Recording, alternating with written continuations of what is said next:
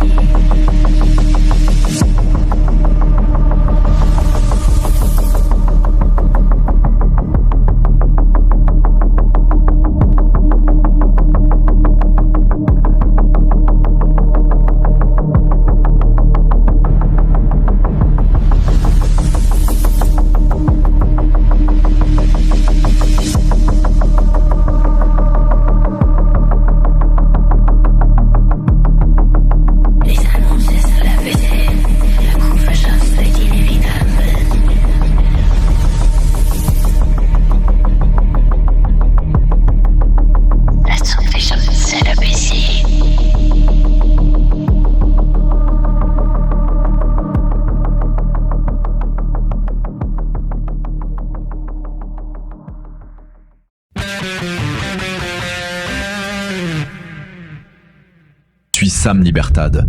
Ici, ce n'est pas un studio, mais une station spatiale, un poste d'observation. Si t'en as marre des discours prémâchés, installe-toi. On ouvre une fenêtre sur le monde. On laisse entrer la lumière et la liberté. 15 minutes pour secouer les idées. Bienvenue sur Libertad.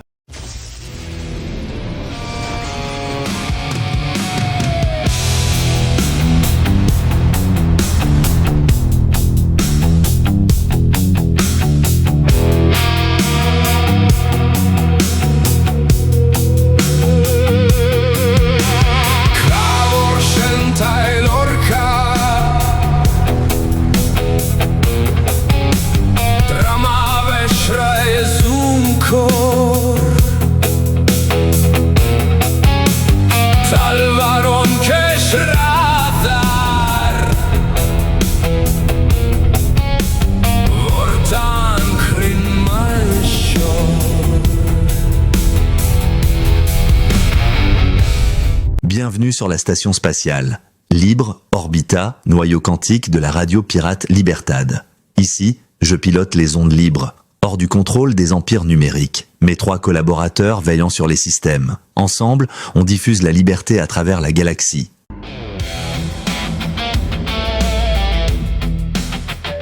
Aujourd'hui, on remonte loin, très loin, là où les premières croyances ont commencé à s'entrechoquer. Bien avant Jésus-Christ, l'humanité se battait déjà pour ses dieux. Dans l'Antiquité, chaque cité avait ses divinités. Quand les empires s'étendaient, les panthéons entraient en collision. Les guerres n'étaient pas que politiques. Elles étaient aussi des chocs de vision du monde. En Mésopotamie, en Égypte, en Perse, les dieux servaient de drapeau. Défendre une croyance, c'était défendre l'ordre du cosmos. Et quand 2 cosmos s'opposaient, les armées suivaient d'un. Puis vint l'Empire romain. Il absorbait les dieux des autres, jusqu'à ce qu'une nouvelle idée surgisse. Un Dieu unique. Le monothéisme a changé la donne. Un seul Dieu, une seule vérité. Le conflit devenait total. Après Jésus-Christ, les tensions se sont amplifiées. Le christianisme s'est diffusé, parfois pacifiquement, parfois dans la violence. Les conversions forcées ont laissé des cicatrices profondes. Au Moyen-Âge, les croisades ont transformé la foi en champ de bataille. Des peuples entiers envoient combattre au nom du sacré. Mais derrière les bannières religieuses, il y avait aussi des routes commerciales, des territoires, du pouvoir. Ailleurs, d'autres conflits spirituels se jouaient. En Inde, entre royaumes hindous et bouddhistes, en Chine, entre écoles philosophiques, au Japon, entre courants rivaux. Le sacré était un terrain de rivalité globale. L'époque moderne n'a pas apaisé les tensions. En Europe, les guerres entre catholiques et protestants ont ravagé les nations. La foi devenait un champ de bataille intérieur, où chaque camp se croyait gardien de la vérité. Et aujourd'hui encore, certaines tensions persistent, parfois entre religions différentes, parfois au sein d'une même tradition. L'humain a du mal à accepter que plusieurs chemins puissent mener au sens. Pourquoi tant de conflits autour du sacré ? Parce que la religion touche à l'identité, à la peur, à la mort, à l'inconnu. Quand ces zones sont fragiles, l'esprit se crispe. Et la crispation peut devenir violence. Pourtant, l'histoire raconte aussi autre chose. Des périodes de paix, de dialogue, de coexistence. Zone de réflexion, ce n'est pas pour juger, c'est pour comprendre. Tant qu'on réfléchit ensemble, la liberté reste vivante. La première réflexion que l'on peut avoir, et ce sera la conclusion de notre émission, c'est que cela fait beaucoup de guerre pour avoir chacun son ami virtuel. Salut, merci de nous avoir écoutés, et on ouvre une fenêtre sur la liberté.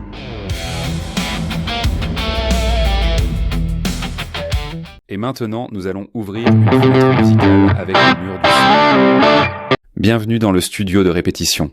Ici, tout commence. Ici, la musique prend vie.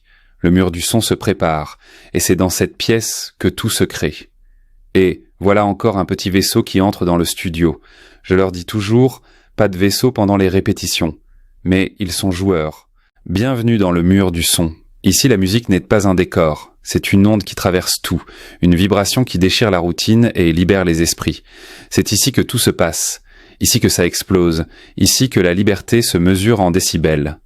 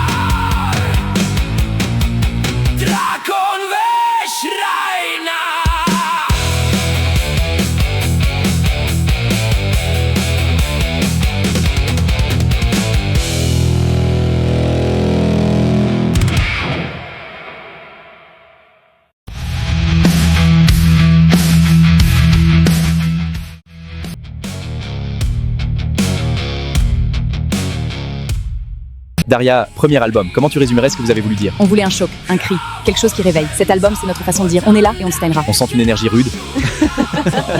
Oh, c'est une histoire de rebelles, de ceux qui osent briser les chaînes. Donc si je résume, votre musique, c'est une déclaration?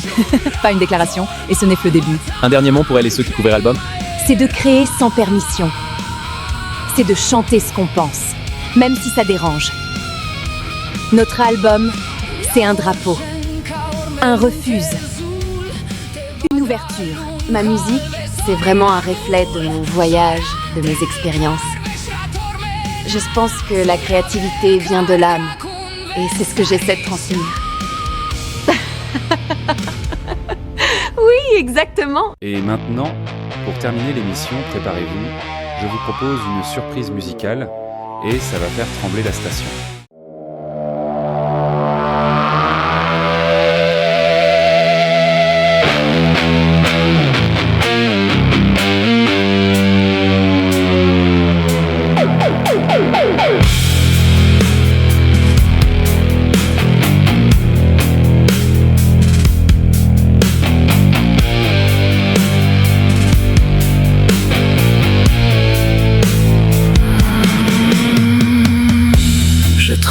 Les néons du vide, le cœur branché sur les éclairs.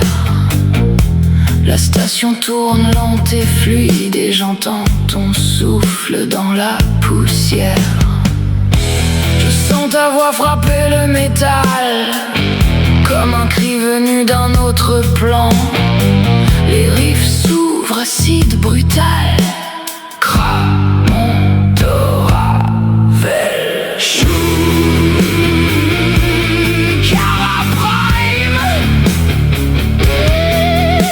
Le cosmos brûle sous mes mains. On traverse la lumière, on casse les lois. Les guitares hurlent, le ciel se plie, Vortak, Shenvala,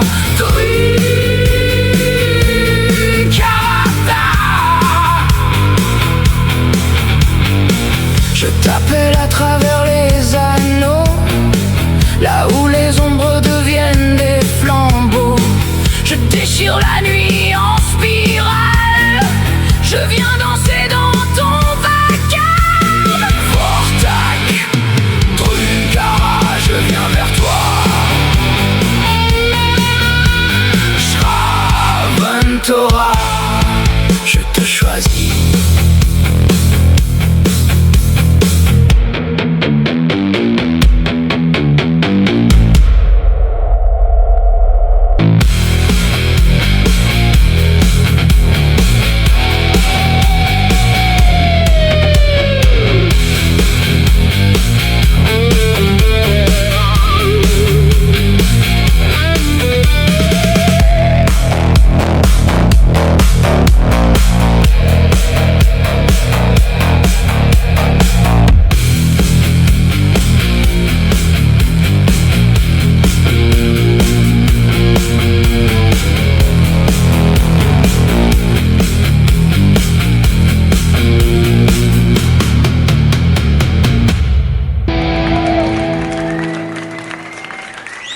Merci Doria, merci d'avoir accepté de jouer avec moi. Avec plaisir, Sam. Jouer avec toi, c'est toujours une liberté. C'était Sam Libertad. La première émission prend fin. Si ça vous a plu, tant mieux. Si vous n'avez pas aimé, tant pis. Libre Orbita, c'est un espace de liberté et de respect. À bientôt pour de nouvelles aventures. Merci à nos 3 amis d'avoir aidé à la réalisation de cette émission et souvenez-vous, dans le vide intergalactique, même les silences font du brut. C'était notre première émission, tout ne s'est pas passé parfaitement. On fera mieux la prochaine fois, ou peut-être pas. Liberté, toujours.